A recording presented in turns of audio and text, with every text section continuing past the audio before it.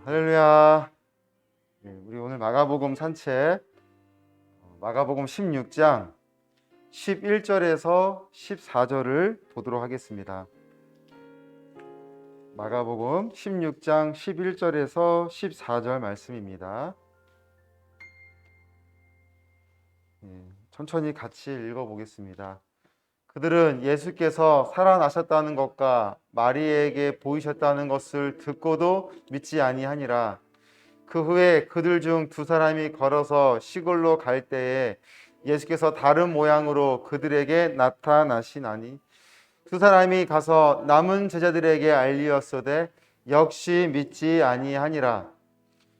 그 후에 11 제자가 음식 먹을 때에 예수께서 그들에게 나타나사 그들의 믿음 없는 것과 마음이 완악한 것을 꾸짖으시니 이는 자기가 살아난 것을 본 자들의 말을 믿지 아니함일러라. 아멘.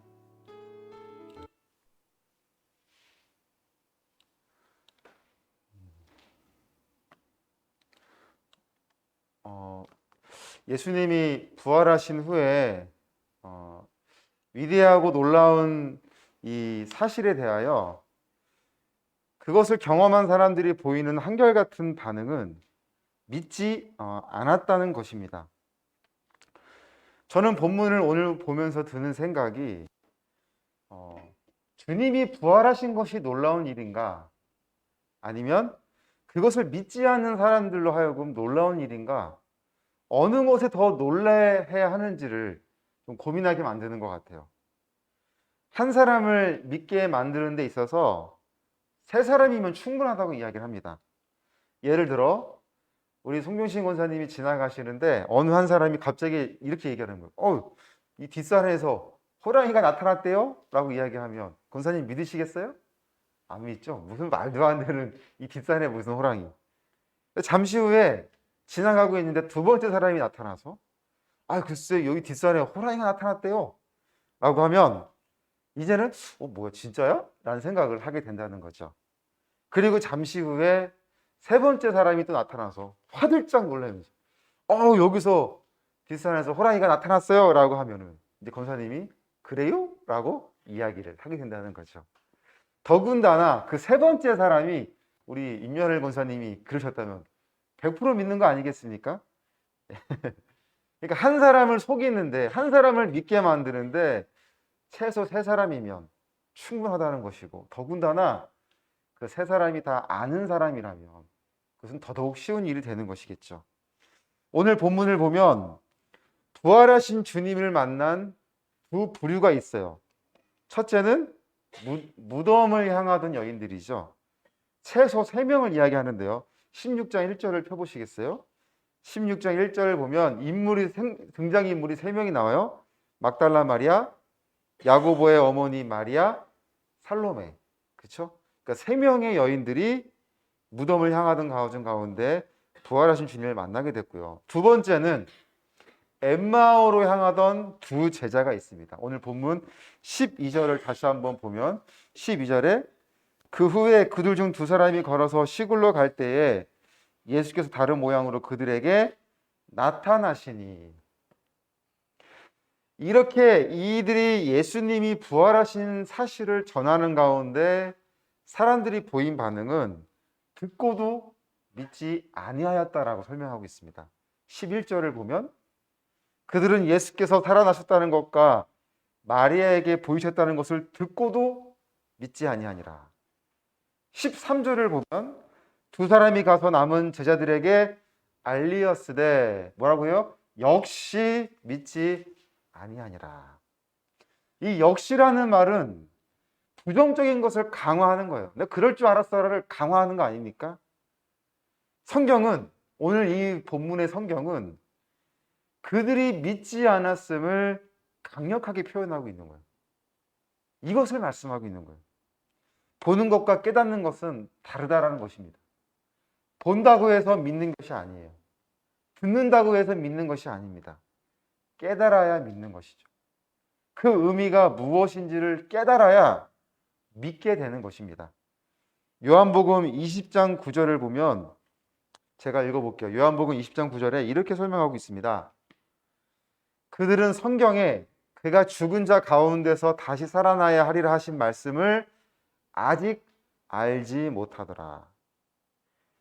이 제자들이, 이 사람들이 부활하신 예수님의 그 소식을 전해 듣고도 그들이 믿지 않는 이유는 아직 그 의미를 깨닫지 못했기 때문에, 부활의 의미를 깨닫지 못했기 때문에 믿지 않고 있다라고 설명하고 있는 것이죠. 그렇다면 믿음이란 무엇인가? 우리는 오늘 이 시간 이 믿음에 대한 의미를 한번 점검해 볼 필요가 있어요. 내가 믿는 믿음, 우리가 알고 있는 믿음, 그 믿음이란 무엇인가? 오늘 두 가지 좀 측면에서 우리가 나눠보고자 하는데요. 첫째는 믿음은 전적인 하나님의 은혜이며 선물인 것입니다. 에베소서 2장 8절에 이렇게 말씀하고 있어요. 너희는 그 은혜에 의하여 믿음으로 말미암아 구원을 받았으니 이것은 너희에게 난 것이 아니요 하나님의 선물이라. 그래서 우리가 믿음에 대하여 생각해 볼 때 나의 나된 것이 전적인 하나님의 은혜입니다라고 고백할 수 있는 사람이 복이 있는 것 같아요. 단순히 이것은 겸손함의 고백이 아닙니다. 생명의 주인이신 하나님을 인정하는 고백이에요. 지금까지 나의 나된 것은 다 하나님의 은혜였습니다. 그런 고백이 우리 믿음 가운데 있어야 하는 것입니다. 그러니까 이런 사람들에게 하나님은 진짜 믿음을 허락하세요. 하나님을 인정하는 사람들, 그런 믿음, 그런 마음, 그런 고백을 하는 사람들에게 하나님은 참된 믿음을 허락하시게 되는 거죠. 이것이 바로 우리가 처음에 믿음에 대한 점검을 해야 하는 것입니다. 나의 나된 것은 하나님의 은혜임을 진정으로 고백하고 있는가? 둘째는 믿음을 위한 말씀을 주셨습니다. 말씀은 우리로 하여금 듣게 하시는 거죠. 로마서 10장 17절에 이렇게 말씀하십니다. 그러므로 믿음은 들음에서 나며 들음은 그리스도의 말씀으로 말미암았느니라. 말씀을 듣게 하시는 이유는 깨닫게 하시기 위해서요. 우리의 어떤 지적 능력으로도 우리가 성경을 보는 가운데 깨달을 수 있지만 인생을 통해서도 깨닫게 해주시는 거죠. 전도서 7장 14절 말씀이 이렇게 하고 있어요. 제가 참 좋아하는 말씀인데요. 형통한 날에는 기뻐하고 곤고한 날에는 되돌아보아라. 이 두 가지를 하나님이 병행하게 하사 사람이 그의 장래일을 능히 헤아려 알지 못하게 하셨느니라. 형통한 날과 곤고한 날을 우리 인생에 주신 이유는 뭐 행복하고 슬퍼하라 그런 의미가 아니에요. 인생의 모든 굴곡 가운데 하나님을 인정하라는 하나님의 깨달음을 원하시는 그런 마음 가운데 하나님 우리 인생 가운데 형통함과 곤고한 날을 주신 거예요. 행복한 날은 충분히 행복하지만 우리 인생이 늘 그렇게 행복한가요? 아니죠. 우리 임연혜 목사님한테 올해 한 해 그래도 많은 일들이 있었냐 이렇게 말씀드렸잖아요. 이사도 하시고 뭐 다양한 삶의 그런 이벤트들이 있었고 우리가 또 이렇게 아카펠라라는 연습을 통하여 매주 이렇게 모여서 연습하는 그런 모든 인생의 어떤 스토리가 우리 인생 가운데 있는 게 행복한 건데 늘 이런 일만 있느냐? 그렇지 않는 거잖아요. 원치 않는 일, 마음 상하는 일, 곤고한 일 그런 일들을 왜 우리에게 주셨는가? 그런 인생을 통하여 우리 된 것이 지금까지 나의 나 된 것이 내가 뭔가 해서 온 것이 아니라 하나님의 은혜였구나. 그것을 깨달으라고 하시기 위하여 하나님 우리에게 그런 인생을 주셨고 그 인생 가운데 말씀을 주셔서 우리에게 믿음을 주신 거죠. 그러면 이 믿음은 무엇이냐? 이렇게 우리가 진정한 믿음을 가지게 될 때 이 믿음의 핵심은 무엇이냐? 예수 그리스도의 죽음과 부활에 대한 믿음인 것이죠. 더 구체적인 믿음은 왜 예수 그리스도가 죽으셔야 했는지를 믿는 것이고 왜 예수 그리스도가 부활하셨는지를 깨닫는 것, 바로 그것이 믿음인 것이죠. 이 관점에서 본다면 오늘 이 본문에 나오는 사람들이 왜 부활하신 예수님을 믿지 않았는가? 우리가 이 관점에서 볼 때 사람들이 예수님의 죽음은 받아들였어요. 죽었다고 인정했어요. 그러나 예수님이 죽은 가운데서 다시 살아나셨다는 것은 받아들이지 않았던 것이죠. 그렇다면 왜 이들이 이러한 차이를 보고 있는가? 그 이유는 예수님이 죽었다 살아났다 그거를 못 깨닫는 그 이유 때문이 아닌 거예요. 더 근본적인 이유는 왜 예수님이 죽으셔야 했는지를 깨닫지 못한 것입니다. 예수님이 3번이나 죽으심에 대해 말씀하실 때 제자들이 깨닫지 못한 것은 왜 자꾸 예수님이 죽으신다고 하지? 왜 이렇게 죽으러 가셔야지? 그것을 못 깨달은 것이 아니에요. 예수님이 죽으셔야 한다고 하는데 왜 죽으셔야 했는지를 깨닫지 못한 거예요. 도대체 예수님이 왜 죽으셔야 하는가? 그것을 깨닫지 못했기 때문에 살아나시는 것은 더더욱 깨닫지 못하게 된 것입니다. 사랑하는 여러분, 결국에는 부활하신 예수님이 제자들에게 나타나셔서 그들을 지금 꾸짖고 계시잖아요. 갈릴리에서 다시 시작하자고 지금 예수님은 그들을 부르시고 계시고 기다리고 계시는데 오죽하면 부활하신 예수님이 그들을 만나셔서 책망하고 계시는가라는 거죠. 14절을 다시 한번 볼까요? 본문 14절 이렇게 설명하죠. 그 후에 11제자가 음식 먹을 때 예수께서 그들에게 나타나사 그들의 믿음 없는 것과 마음이 완악한 것을 꾸짖으시니 이는 자기가 살아난 것을 본 자들의 말을 믿지 아니함이려라. 얼마나 기가 막힌 상황입니까? 오죽하면 부활하신 예수님이 제자들에게 나타나서 왜 믿지 않냐고 꾸짖고 있는 장면을 우리는 어떻게 이 시간 받아들여야 할까요? 완악하다라는 것은 마음이 굳어 있다는 거예요. 여기서 그래서 이 굳은 마음에 여러분 생각해 보세요. 땅도 물기가 있어야 물도 들어가고 꽃도 자라는 거잖아요. 굳은 땅에서 뭐가 일어납니까? 아무것도 일어나지 않는 것처럼 굳은 마음에 어떠한 은혜가 들어올 수 있겠어요? 내 마음에 감동이 없는데 어떠한 깨달음과 결단으로 믿음의 자리로 나올 수 있겠는가라는 거죠. 오늘 우리의 믿음을 방해하는 요소들은 무엇이 있습니까? 결단하여 믿음의 자리에 나오는 곳에 하나님이 은혜를 주시는 거죠. 나의 믿음이 온전히 하나님을 향한 믿음인지, 내 믿음의 시작은 나로부터인지 하나님으로부터인지 그것부터 점검하지 않겠습니까? 그러한 깨달음이 있는 자리에 하나님은 믿음과 은혜를 허락해 주십니다. 아멘. 이 시간 우리 좀 기도하기를 원합니다. 이제 마가복음 산책이 내일 모레가 마지막이라서 좀 아쉽긴 하지만 우리 마지막까지 우리 환우들을 위하여 기도하는 오늘 수요일이라서 기도하기를 원하는데요. 먼저 우리가 기도 제목으로 나눌 것은 환우들의 그 영육간의 고통으로부터 평안함을 허락하시도록, 또 호스피스 현장에 또 다시 코로나가 이렇게 확산이 되기 때문에 좀 아쉽지만 속히 예배가 세워질 수 있도록, 그 떠내려가는 그 환우들이 한 번이라도 예수님을 듣고 복음을 듣고 그렇게 하나님 선택할 수 있는 기회를 한 번만이라도 마지막으로 허락해 달라고. 그래서 현장에 예배가 먼저 세워지도록, 또 하나님의 구원의 손길이 환우들과 가족들에게 임할 수 있도록 이 시간 뜨겁게 기도하시겠습니다.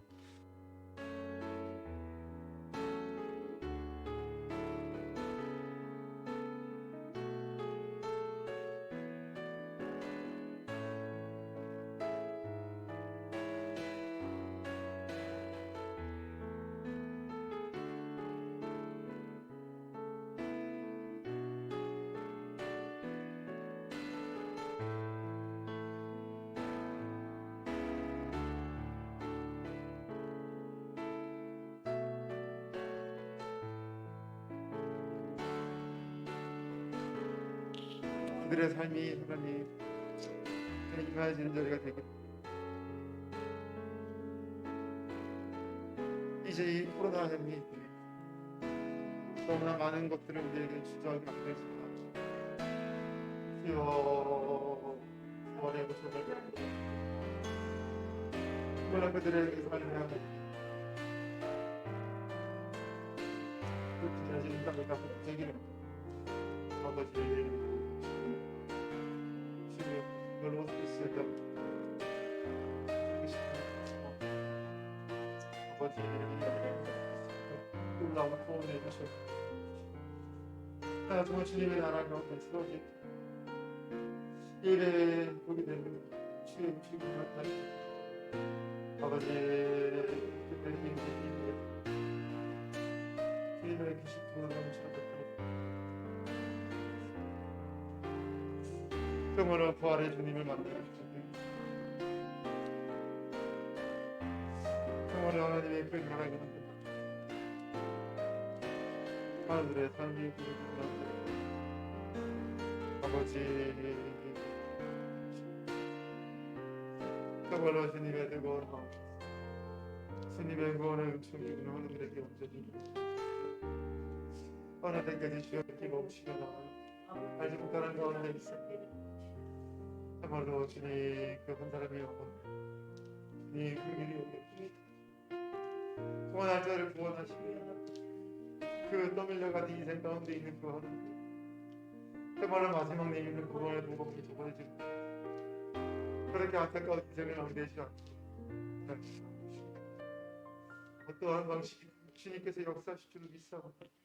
아버지 그들의 삶이 온전히 주관해지는 자리가 되게 하여 주시옵소서.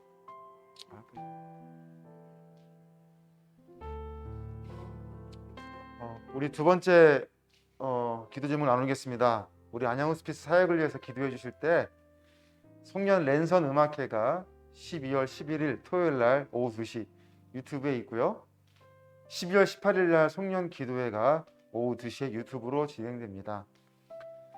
정말 올해 남은 이 12월에 이 한 달의 계획도 하나님 은혜 가운데 잘 감당해 나갈 수 있도록 기도해 주시고 또 동역자들을 위해서 기도해 주시고 로덴나무 쉼터를 위해서도 기도해 주시는 가운데 같이 마음을 모아 주시겠습니다. 같이 한번 기도하시겠습니다. 하나님 정말 불확실한 이 마정 가운데 시작한 올해의 이 시간이 어느덧 한 해를 마무리하는 시점에 다가와 있습니다. 오늘 이 믿음의 말씀처럼 모든 것에 된 것이 다 하나님의 은혜로 전적으로 하나님이 지켜주신 은혜로 오늘 우리가 이 시간까지 가져왔습니다. 최선을 다했다고 하나님 자신 있게 말하기는 부끄럽지만 그래도 하나님이 허락하신 걸음을 최대한 놓치지 않고 쫓아가려고 했던 마음이었습니다. 돌아보니 그래도 흔적이 남아있으나 또 돌아보니 아쉬움도 너무나 많이 있습니다. 정말 한치 앞도 모르는 이 불확실한 미래 앞에 우리 선교회가 어떻게 나아가야 할지를 하나님 고민하며 나아가기로 무엇보다도 정말로 예배와 말씀과 기도로 세워지는 자리가 하나님 있게 해주신 것이 얼마나 감사한지 모르겠습니다. 남들이 볼 때 부족하고 미비해 보이나 하나님 그 가능성을 보시는 그 마음의 중심을 보시는 것이기 때문에 하나님 우리의 중심을 살펴주시고 우리가 그래도 하나님 얼마나 주님을 사랑하는 마음 이 선교회를 사랑하는 마음 또 선교회가 감당하는 모든 사역을 사랑합니다. 모든 것이 협력하여 아버지 오늘 여기까지 왔습니다. 모든 영광 하나님 올라와는 거 받아주시옵소서. 올해 남은 일정도 하나님 최선을 다하여 정말 은혜롭게 마무리를 할 때 정말 이 사역을 보는 모든 이들에게 우리 선교회가 나아가는 것에 대한 자긍심과 보람을 느끼고 하나님 그렇게 더욱더 마음을 모을 수 있는 선교회 사역이 되게 하여 주시옵소서.